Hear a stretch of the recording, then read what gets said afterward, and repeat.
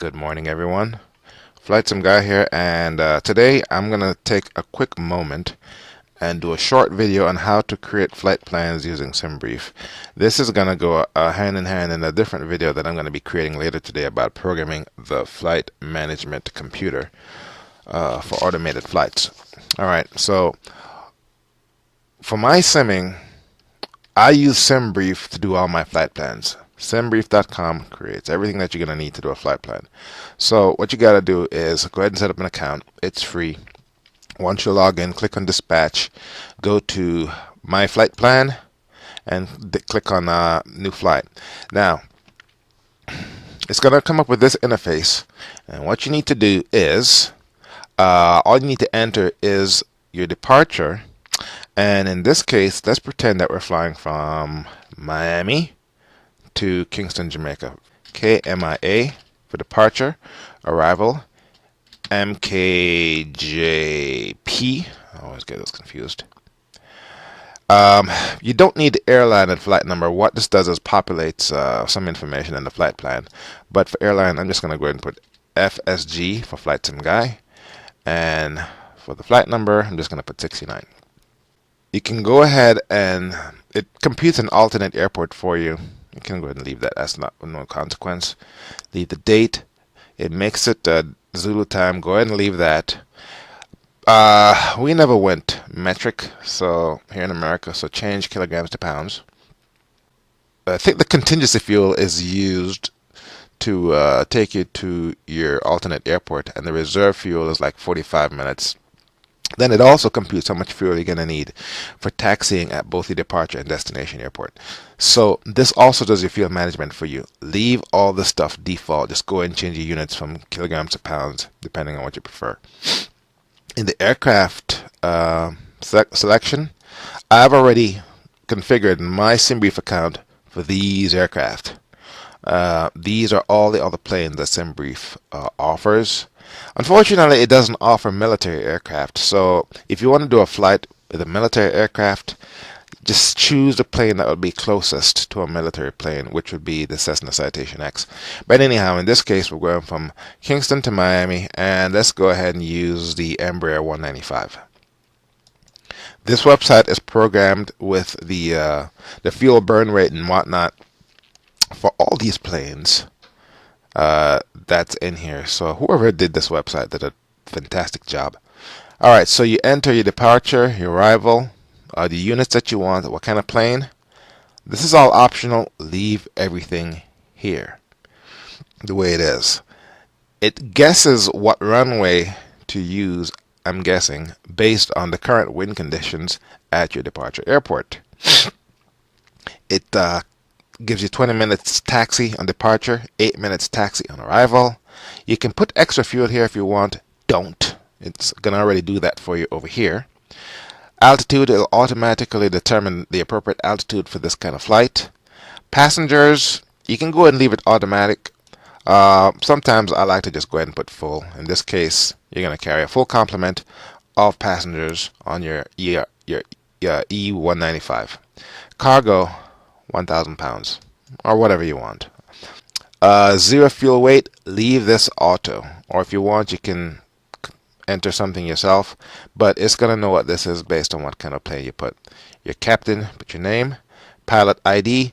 So now I want to say this was my pilot ID that the guys at the Caribbean Airlines gave me, but I was never able to fly enough, and they retired my account. Jerks. This right here is the latest version of the Navigraph database, and what you can do is if you have a subscription to Navigraph, you can go ahead and update this to the latest version. Just go ahead and click update and copy over the key, and it will use the latest version of the Navigraph database. But for now, you don't need to worry about this. Just leave that the way it is. Now what happened here is other folks have gone on to Simbrief and computed plans, and Simbrief went ahead and find other similar plans and just put in the first one and say, hey, go ahead and use this one. If you want, you can use any one of these. Doesn't matter. Okay? These are all valid plans, I'd like to think, for Miami to Kingston. So we'll go ahead and use the first one. Let me see here. I want to choose one that's appropriate for me to explain how to interpret the route. And let's see here. I don't like this one. Prefer this one. So click the route you want. Hit Analyze Route. You want to do this. And then it says, woohoo, your route's valid. Scroll down a little bit. And it shows you what your route looks like. So you've set up your plan initially, or you initialize what your flight plan is going to be. You can go ahead and hit save, and it will save it in your list of flight plans for your account. Or you can just go ahead and save it, then close it and exit and go on about your business. But to generate the report that you're going to use for when you sit down with your plane, you need to hit Generate OFP, Generate Operational Flight Plan. You wish to generate this flight plan, yes. And then it produces, come on, scroll down here. It produces, this is your summary. This is the graph of what the flight plan looks like. And you can come in here and zoom in and zoom out and whatnot and scroll around. And then you scroll down. This is the bad boy that you need. Okay, this thing, so this from start to finish is the flight plan that you're going to need when you sit down to set up your flight. I want to say that this is what professional pilots get when they do their flight planning. And I'm going to spend a couple minutes talking about how to interpret this. Let's go ahead and talk about how to interpret the flight plan that Simbrief created for you. All right. The top section of the first page is a summary of the flight plan. Has your departure, your destination, has the date, has your airline and flight number, has the aircraft code of what you're flying. It also has the Zulu time is here somewhere. And let's see here. It has the total distance, which is 527 miles. It has the air distance, 497 miles. It has the average winds at the time it was generated, wind speed and wind direction. And it has a ground course distance. It's just a basic summary information for the entire flight. This is your fuel planner. What you need to know is this total fuel right here. This is what you're going to need. This has the fuel for the flight, fuel for the taxi at both airports, fuel for contingency, and fuel for reserve. And this is all stuff down here to make it look as if no tankering recommended. I guess you don't need any tankering, whatever the hell that is. And this is just all stuff, make believe, make it look as if it's nice and professional. This second page right here has a summary of the routes. Not much needed here. This page here shows you your zero fuel weight. You're going to need this information depending on the aircraft you're flying. Your payload, cargo, thousands of pounds, number of passengers. And zero fuel weight, like I said, very important.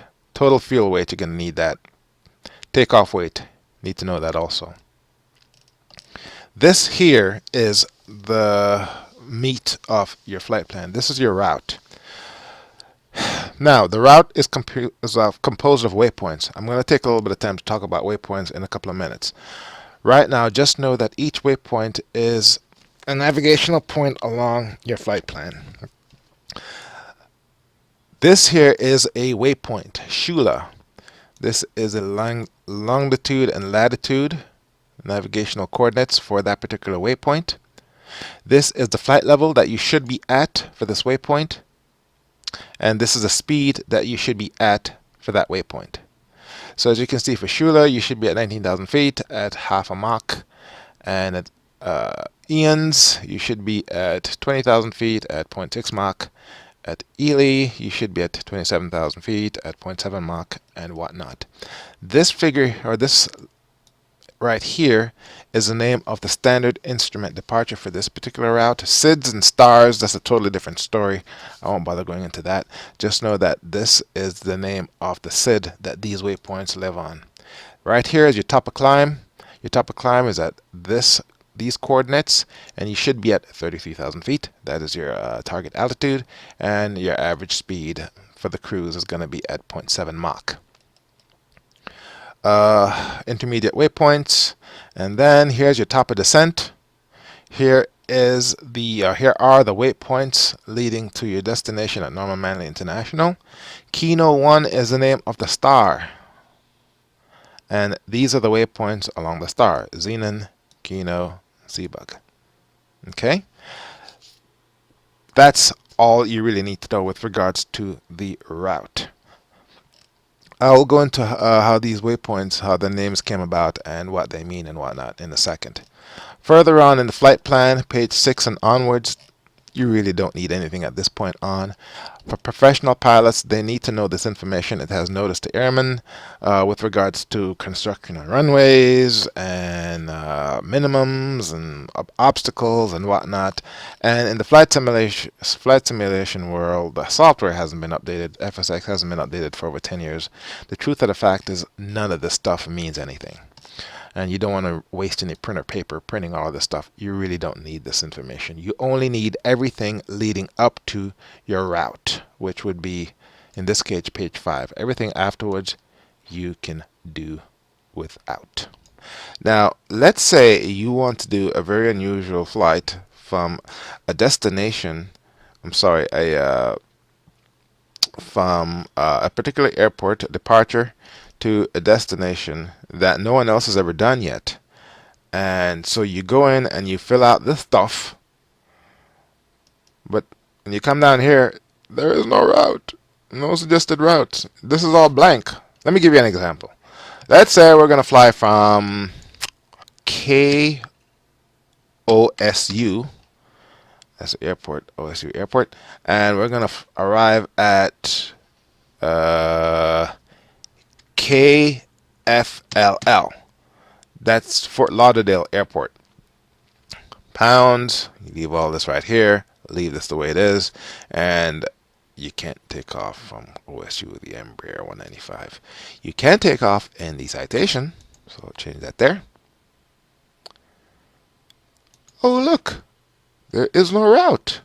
So how are you going to get from OSU Airport to Fort Lauderdale Airport? Because there's no route. You're like, well, what am I going to enter for the route? So what you got to do is you got to go over to this application here, which is Skyvector.com, outstanding flight planning tool, and you enter your departure KOSU, and you enter your destination KFLL. Then what you got to do is, and this is very unconventional, I'm pretty sure real world pilots don't do this. What you got to do is you got to manually plot your own damn course, since the computer ain't going to do it for you. So let's pretend we're going from OSU to Fort Lauderdale. So in this case, it's a direct, GPS direct from one point to the other. But obviously you're not going to fly that way. So what you're going to do is you start off here, okay, scroll down, and what you want to do is this blue line right here, that's your flight path. Just go ahead and drag it along the waypoints that you want to capture. And in my case, I like to use VOR stations or vortex.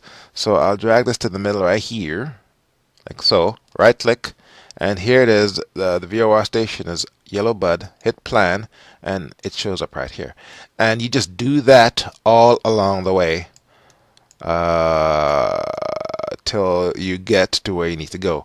Now, here's another one. So drag this along here, then right click or plan. The distance between those two waypoints, zoom out, is pretty long. 190 nautical miles. So let's go ahead and put one more VOR station in the middle. This one right here. No, that doesn't make any sense. It's too close.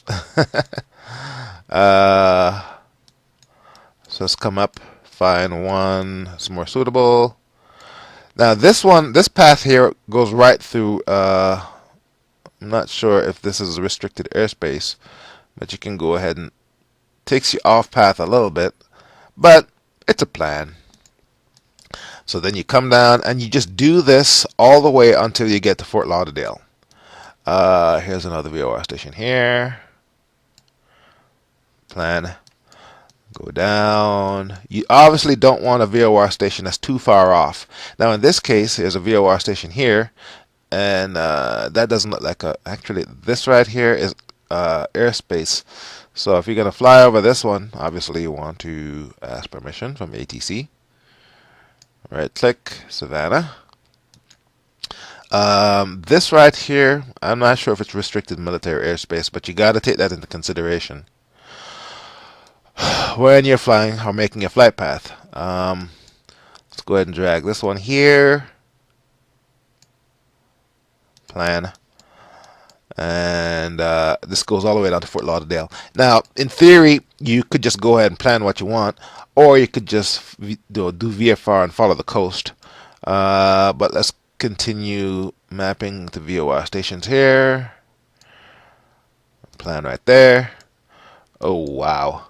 Now, as you can see, this automatically zigzags you around this. This is obviously restricted airspace. But we can get around that. This here is a big airport, Orlando.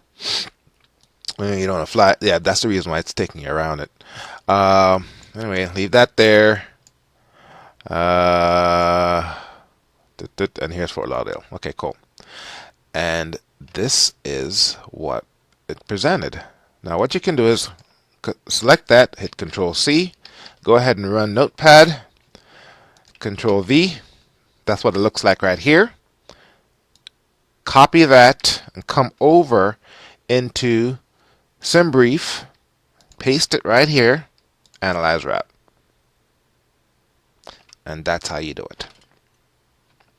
So it says your route is valid for this version of Navigraph. In other words, this route that you entered is good to go, so that when you generate your flight plan and you program your flight management computer, it's not going to complain about waypoints it doesn't recognize.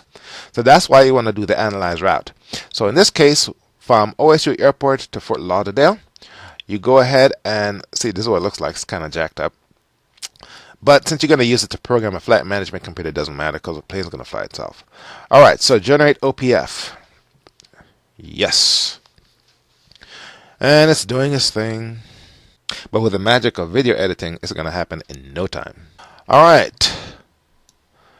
So it's done computing your plan, and this is your plan right here. This is the document that you want. So the first thing you want to do is hit View, Print PDF. Now, unless you have a lot of money to buy printer ink, you don't want to print the whole damn plan. In fact, you don't need the whole plan. You only need a few pages. All right, so let's talk about interpreting this flight plan. Now, this particular format, the way things are laid out, is customizable. Simbrief has the option over here. Let's go back to Edit Flight. The OPF layout, the layout of this particular plan is determined by what you select here. These are all different types of layouts, and I have absolutely no idea what the hell I mean. I think based on these letters, I'm guessing these are various airlines, and each airline has their own format for the flight plan. However, you know, I'm used to Lido, whatever the hell that is, so just keep that there. Otherwise, it's going to change the format, and you're going to be totally confused. Also, each of these, if you notice the airmen, runway analysis, and all that kind of crap, if you check or if you uncheck those, they won't get generated when you create this. So you have some flexibility when you develop your flight plan on what your final report is going to look like. You can select a different format. You can select or deselect whether you want these options. Waypoints. Waypoints are critical in a flight plan because it tells you, how to fly the lateral navigation for your flight plan. When you enter that into the flight computer, and the flight computer controls the autopilot, it will tell the autopilot when to make left and right turns to stay on the flight plan, so that you can get from where you're taking off to where you want to land. Now, waypoints, for the purpose of flight planning, waypoints are geographic locations on a map. Let's take, for instance, you're going to go from KOSU, which is OSU Airport, to KLGA. Now, this is for the purposes of determining what waypoints are. At Skyvector.com, you enter your departure and your destination. It draws a straight line from where you're taking off to where you land. Now, a waypoint can be just about anything. 99% of the times, a waypoint, under most circumstances, or when you're planning your own flight plans, a waypoint is a VOR station. So you move the blue line over the VOR station and right click. This right here, there's a VOR station, Appleton APE 116.7. That's the frequency you'd put in nav1, and it shows up right there. That's one kind of waypoint. Another kind of waypoint that's valid for flight planning can be an airport. In this case, the airport is Richard Downing. There's also a VOR station nearby, but we want to use Richard Downing as the waypoint. So the airport code shows up. All right. So we already have a VOR station. That's one kind of waypoint. An airport's another kind of waypoint. There's no vortex anywhere nearby. So a vortex is simply a VOR station and a TACAN combined in one, and those are used primarily for military navigation, but the principle is the same. Another kind of waypoint that you can use is an NDB station. Let me see if I can find an NDB station around here somewhere. NDB is this one. Yep, that's an NDB station. So what you do is just drag your flight plan over the NDB station, and there it is right there. The NDB station is used. You punch in the frequency in your ADF radio, and the needle turns towards where the station is.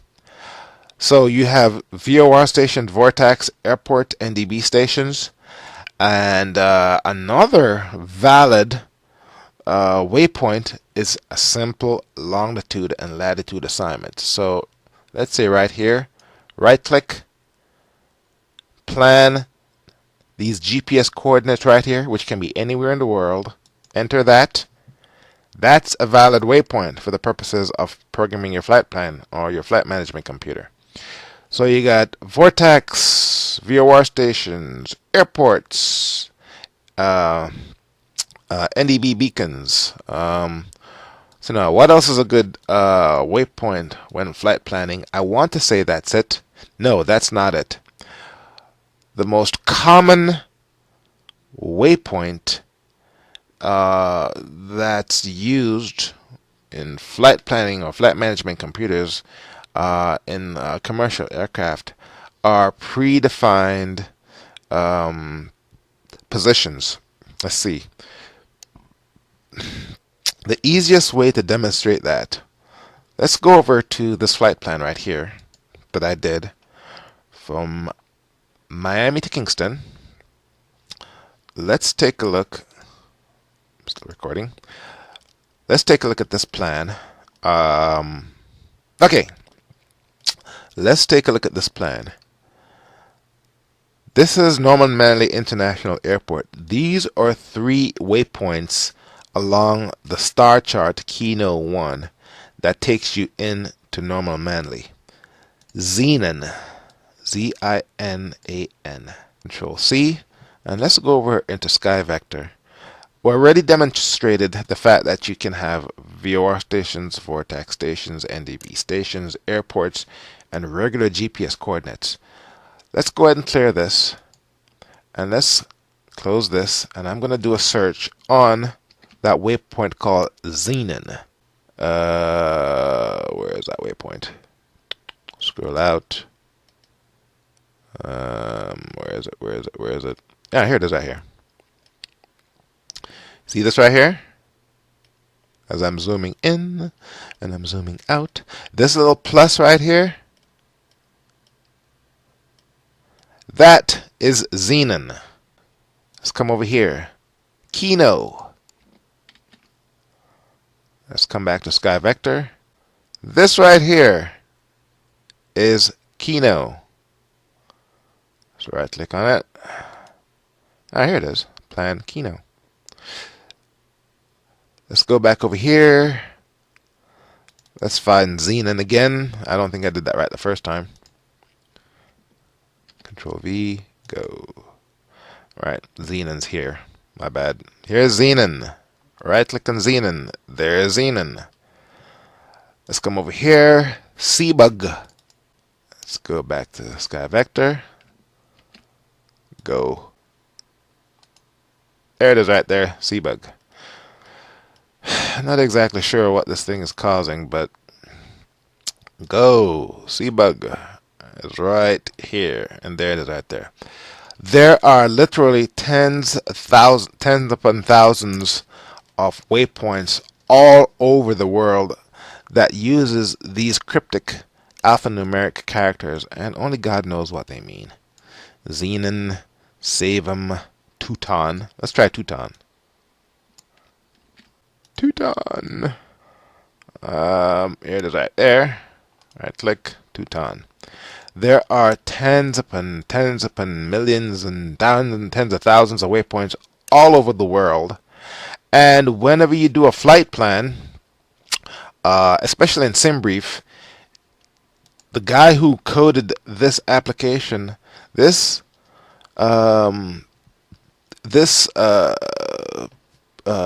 application accesses some database on the internet somewhere that has access to all the waypoints throughout the world. Now, these waypoints aren't static. Every month or every 6 weeks or whatever, the FAA updates the waypoints. They change the names. They may add or remove waypoints based on extenuating circumstances. Maybe something that was a waypoint before isn't a valid waypoint now because it's now a lake or it's now a building or whatever. So every couple of months, the FAA releases a new version which updates the database of all the waypoint names. And if you want to get access to the latest database, you got to subscribe to Navigraph. And that's what this is. So if you have the latest version, you just go ahead and update it. You have to have a subscription. And then this will access the most recent database with all the waypoints. If you do not use the most recent database, what you'll have is a flight plan with expired waypoints, which may or may not work for you. For instance, on this particular flight plan, my star chart is Kino 1. Now, I'm not sure how old this is. For all I know, the star chart for Kingston could be now Kino 2, because whenever they change them, they go ahead and update the version number or the name for the a star or a SID. So or you can enter a waypoint, a valid waypoint in your plan. You go into your flight simulation, you pull up your FMS, you enter it, and it says waypoint not found. Well, if you don't update the Navigraph database on the FMS in your plane, it's just not going to accept it. Or if for some reason the waypoint isn't found, what you can always do is you can always manually punch in the longitude coordinates for that particular waypoint. The FMS in your plane should be able to interpret or accept longitude and latitude coordinates as a specific waypoint. So let's go ahead and copy save them. Let's come over here. My plan went away, but the point is those are what constitutes waypoints. Let's go ahead and click on that plan. Come over here, plan. Those are my two. Hit flight plan right here. Zoom in, and you can go ahead, and that's how you can go ahead and create a flight plan with the various waypoints, like so. Plan, and now come over here, right click, plan, and then you come over here, copy, and then you can go into Simbrief, and over here just go ahead and paste it. And that's how flight plans and routes work within the context of using simbrief.com to generate your flight plans that you're going to use for flight planning when programming your flight management computer. Alright, so let's go ahead and wrap this up, and see you next time.